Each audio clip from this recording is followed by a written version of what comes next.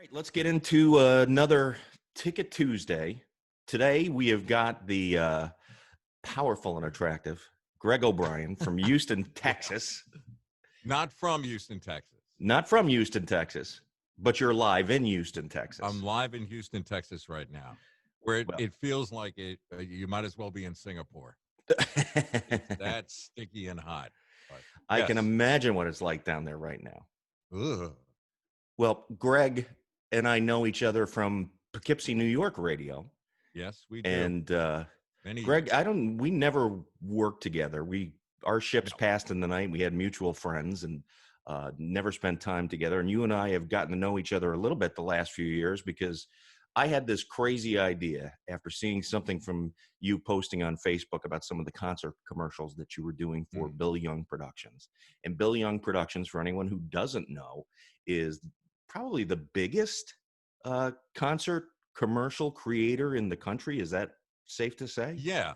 When I first started there in 2003, I would say probably about 75% of the concert advertising business through whether it was radio, TV, is pretty much Bill Young Productions.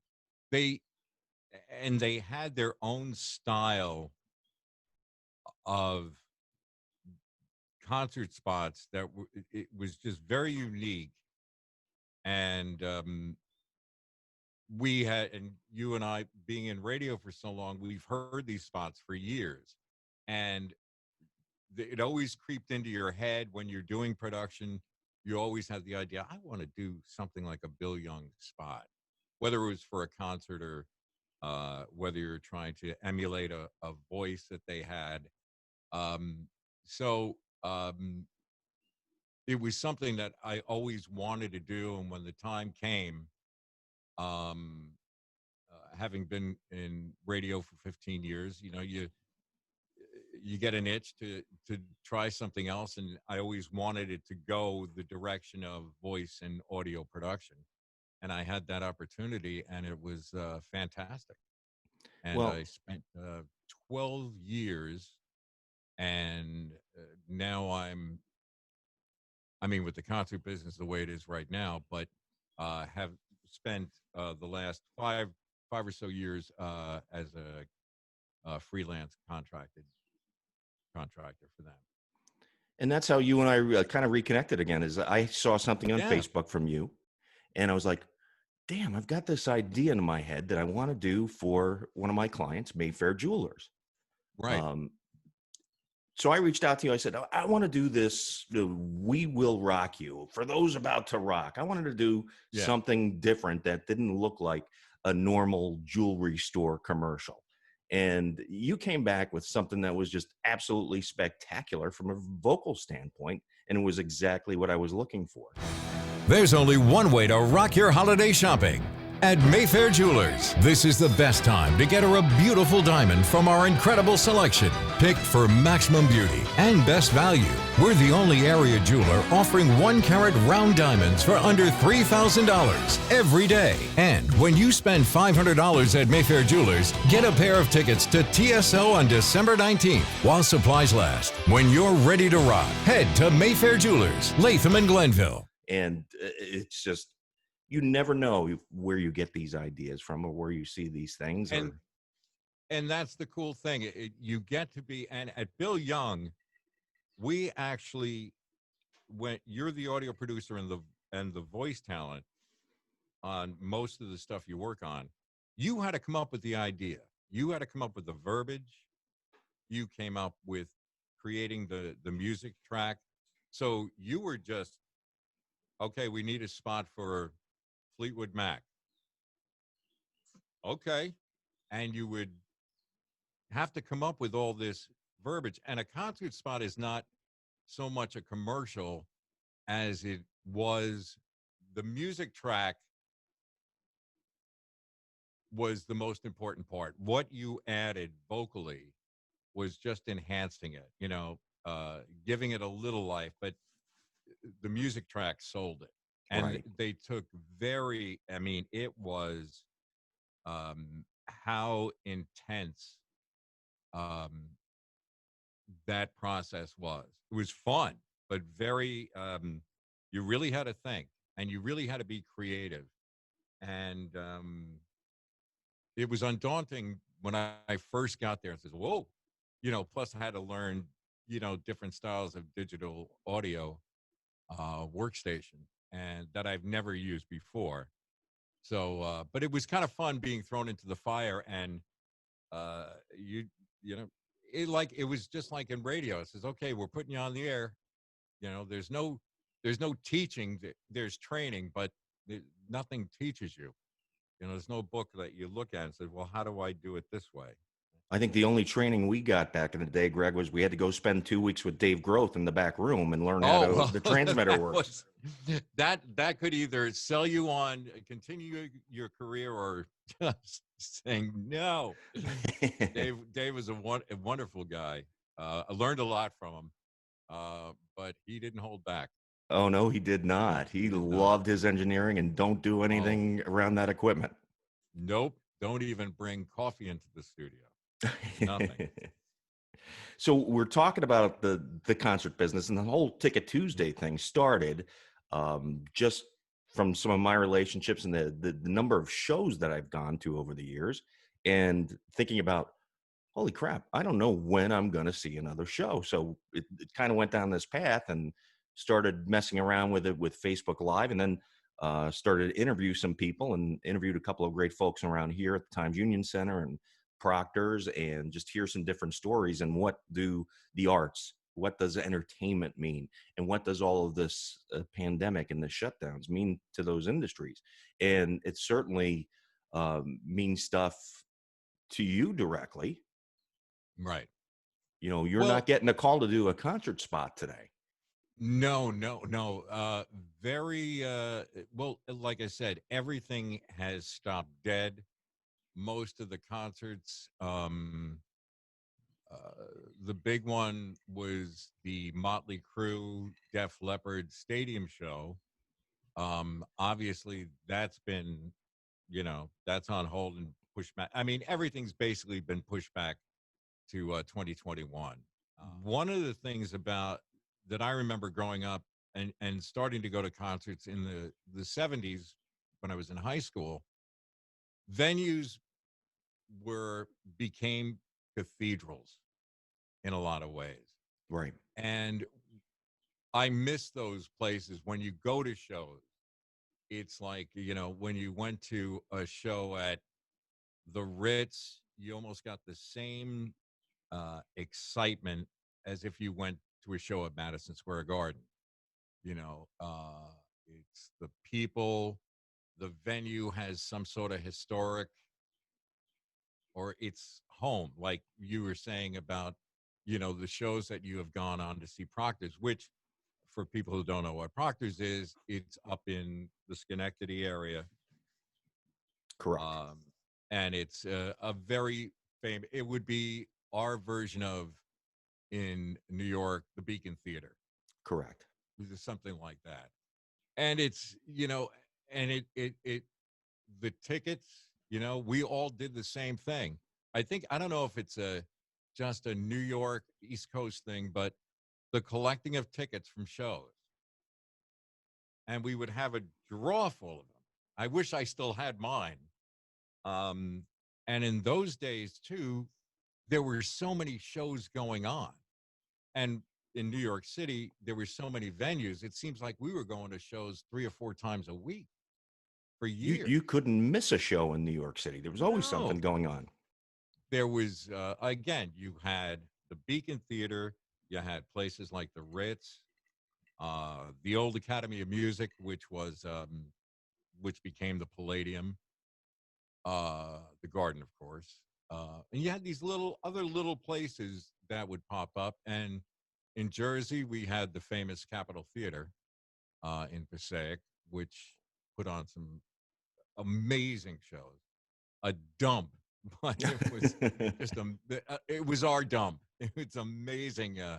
Some great shows seen there. Of course, the famous Bruce Springsteen Darkness tour shows that were happening there, and and you would find these y- these acts that would, and the opening acts were just as cool as the headline act. Right. It does get a little scary. It's like, God, I really want to see a show. When will I see another one?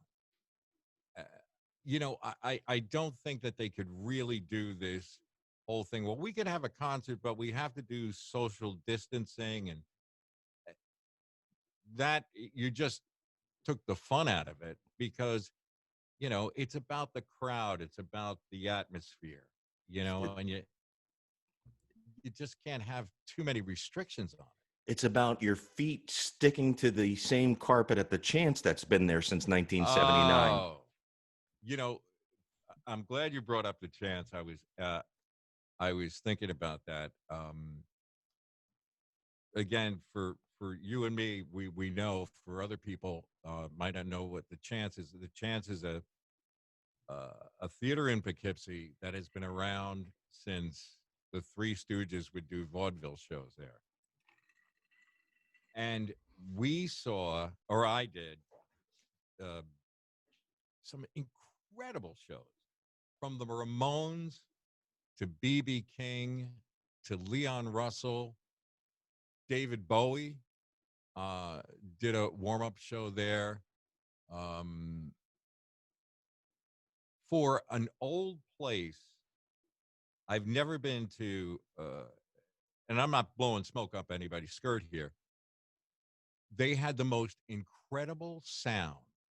They Whoever did. the sound people they've had there, for whoever it is, um, the sound was incredible. There was one show there. They had the Cult. This is 20 some odd years ago, and it was so loud, but it was clear. You know what I mean? Right. It was just so you could really enjoy it. You felt the aggression, you felt the loudness, but you didn't come out of there going, "Ah," Right. you couldn't hear for 3 days. I've had Um, people ask me, what is the loudest concert that I've ever been to? I don't know if it was really the loudest, but it was the show that made my ears ring for about 2 weeks afterwards. And when I tell people who it was, Bruce Springsteen, they're really, shocked. It was just, it was the worst sound I'd ever heard in a big hall.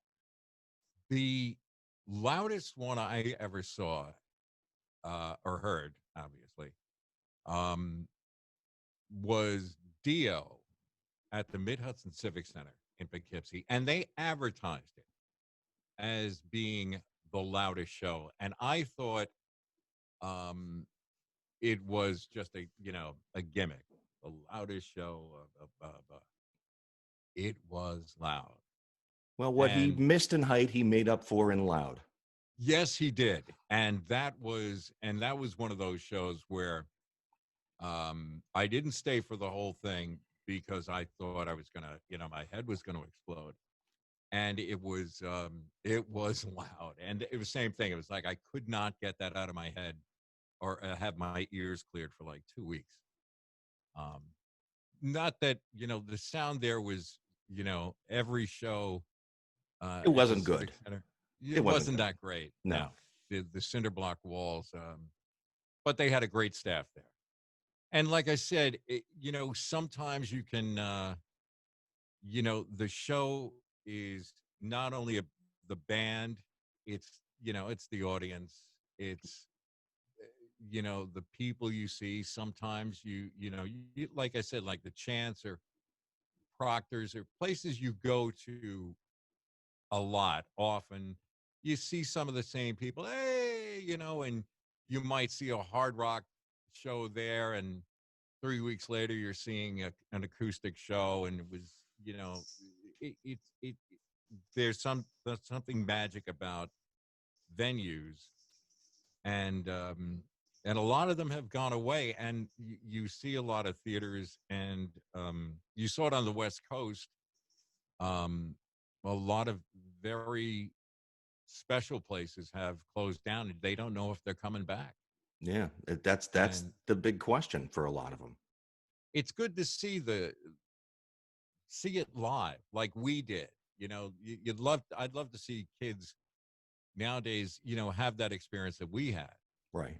You know, maybe not get the contact high we used to get, you know, at a Pink Floyd show at the Garden, but it's, you know, you'd like to see them experience the same thing that they can, uh, you know, take to school or, you know, chat about the cool show I saw and, uh, you know, really talk about it, just have fun with it.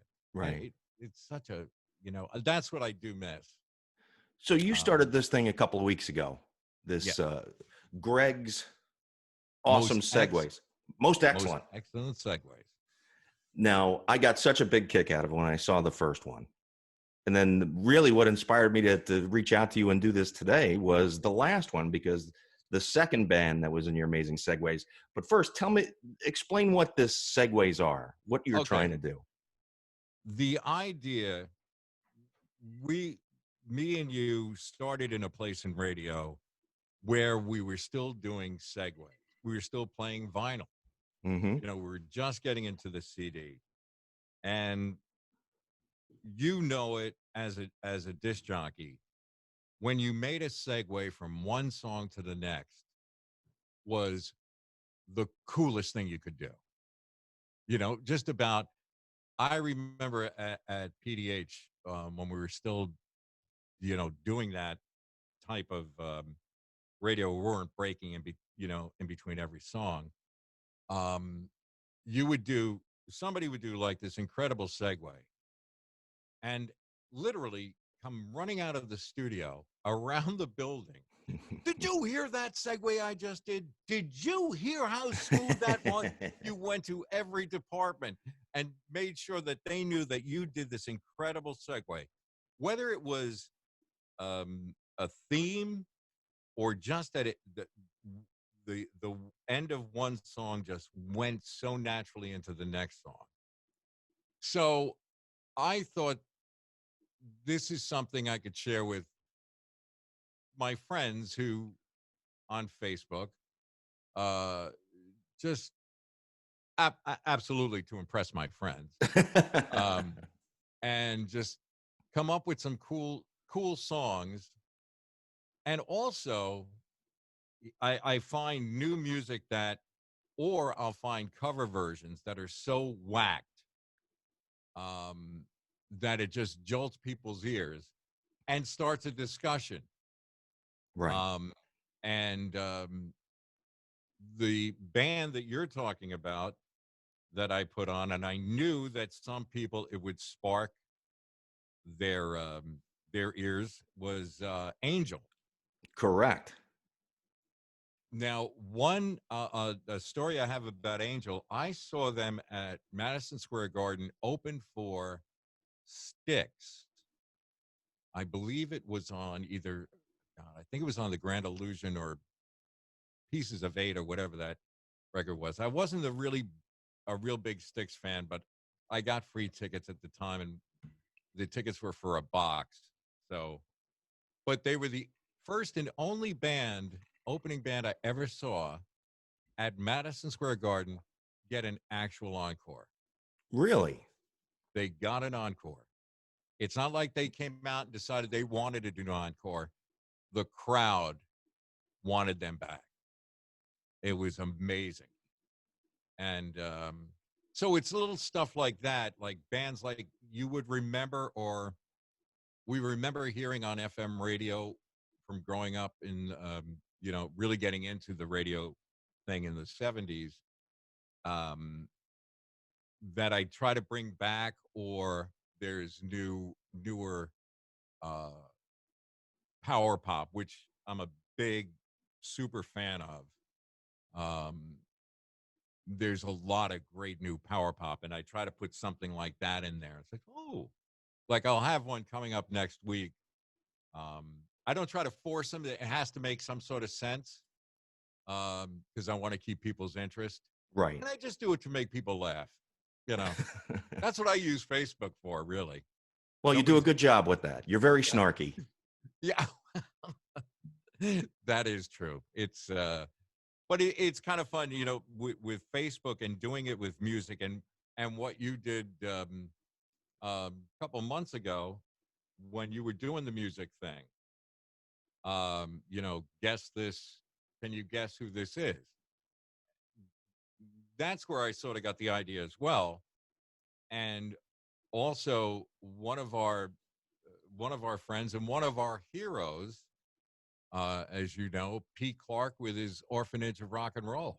The greatest show on radio. Absolutely. And that's where I got the idea again, because he is playing and acting like we're really listening to FM radio or that style of radio that we grew up with, Right. but playing all sorts of music, but somehow it just fits. It's He's perfect. an artist, an He is. absolute artist. He spends so much time putting that show together each week. And it's absolutely brilliant. And I'm not sure. We are giving him a little advertisement here, because I would love everybody on a Friday to actually take the time to listen to that show. It's on WVKR. Well, I think it would be an ad if he actually made money from it, but he's been doing this for free for the last 25, 30 years. Exactly. So we'll do what PBS does. Do not bring a call to action. Available.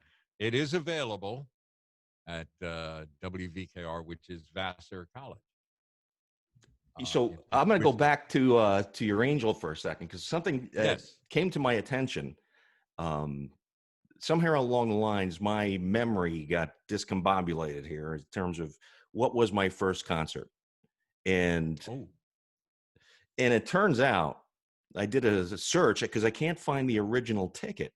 It was March 16th, 1978. It was at the Mid-Hudson Civic Center, and it was Angel. Wow.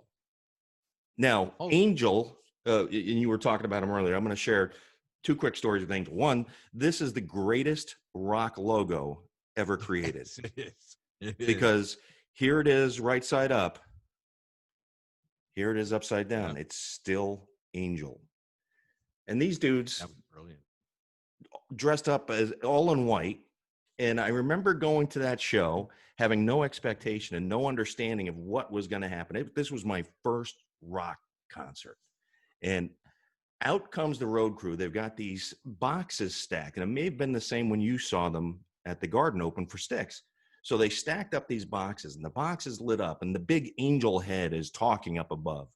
And on the first day, God gave us Punky Meadows, and the boxes light up, and out walks Punky Meadows, the guitar player.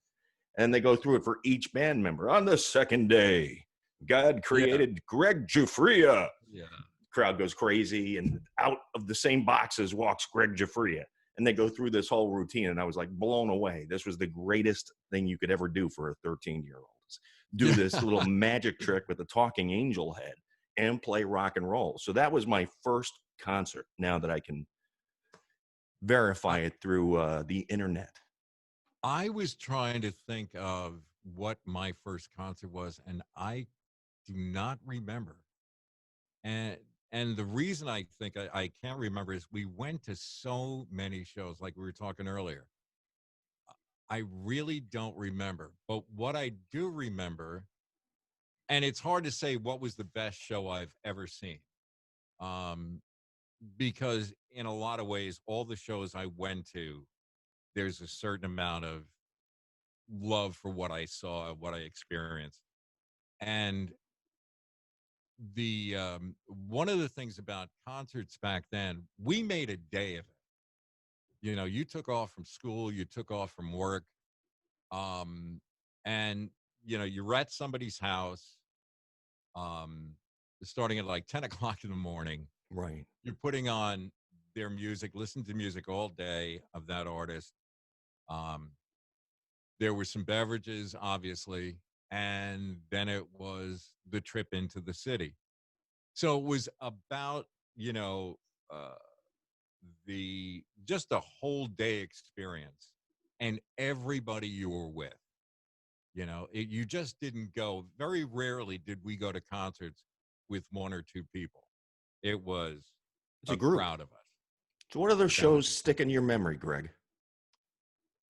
The biggest one I think that meant a lot to me, I said I can't figure out the greatest show I ever saw, but one of the most fantastic shows was the first time the Kinks ever played at Madison Square Garden. And it was on the Give the People What They Want tour. And again, first time the Kinks are playing at that arena. And it was just, again, a bunch of people went. This was an event. The Kinks were on their riding high in their third stage, really. And it was just a brilliant show. It was almost like they played everything that night. They didn't, but they played everything that you wanted. That was one of the ELO, ones, the Kinks, I never have seen. They're on the list. I saw Ray Davies. He played the Egg in Albany, maybe yeah, I remember when he did that. probably 8 years ago. You know, it might have been, but he also played the Egg when he did a show at the Bardavon in Poughkeepsie, which is another beautiful theater in Poughkeepsie. But that was a few years. I was still there. Brilliant show. Now, And why didn't those guys make it bigger? They were every bit as great as songwriters as anybody else of that time period. I think when they got banned there for a couple of years in the from 1966 to 1969, they were actually banned from playing America. And since they couldn't tour, the record company really didn't promote some of their most brilliant music, like Waterloo Sunset. That's a perfect song. That's as perfect as God only knows. Right. As you think of those, and that would have been a great time for the American market, because it would have been. I mean, it's still considered a classic now, but I think it took a lot of wind out of their sails.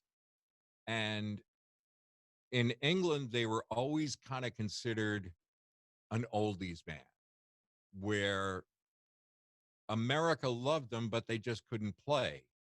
And there was a lot of stuff, everybody's obsessed with the hit single, and they were making really great albums, and plus the concept albums that kind of went over the people's heads in the mid 70s. Right. Might have lost people, and the record company didn't know what to do with them. And that had a lot, that has a lot to do with bands. They could have great music, but the record company sometimes doesn't know how to present them. They weren't hit singles, and they always like to shoot themselves in the foot, just so they weren't. And I think I got that feeling from talking with Dave a couple of times, Dave Davies, and it was it just seemed like, just like their song goes, "I'm not like everybody else." They just couldn't They get were out of their just own way. no, no, and they just love to screw it up, and they did it brilliantly. Give me another show. Oh, there was on my, uh, I'm thinking it was my 22nd birthday. Me and my friends went to see the Ramones at a place called the Hole in the Wall, which was in Rochelle Park, New Jersey, which was just below Paramus on Route 17. Brilliant rock club. And this was back where, there were so many rock clubs in New Jersey. The Ramones show, that stands out because they played 300 songs within 15 minutes. But it was just a brilliant show that really stood out. They're another one of those Show, bands that people are always surprised. Tell me some of the people you've seen a lot. And I'll go through and I'll name, I've seen Kiss, 14 times. I've seen Aerosmith. I've seen Sammy Hagar, Van Halen, and the Ramones. What? Oh, yeah. You couldn't get pretty away from them. much pretty much in my situation, or my feeling was they saved rock and roll. We were getting bogged down around 1974, 75 with um, just the sappy wallpaper, I would call it, the West Coast wallpaper. Not that it was bad, It was just but bland. it was just very bland, very slow, and all of a sudden, here come the Ramones. And then, but there was also, our radio station, our FM stations would sneak in some of this stuff from Britain, um, like the Damned, Brinsley Schwartz, Elvis. Slade, and it's like, why isn't this big here? Um, but that just opened the door. And in America, I think the Ramones and that whole, I don't like to call it punk, but I like to call it more New York street music. That really just, you know, gave a gave it a just rock and roll, and that's why I love to see newer bands, uh, you know, power pop bands that nobody's ever heard of. Uh, but the music is there. You just have to. You don't hear it on the radio. You have to go online and find these websites, and you find, God, these bands are so interesting.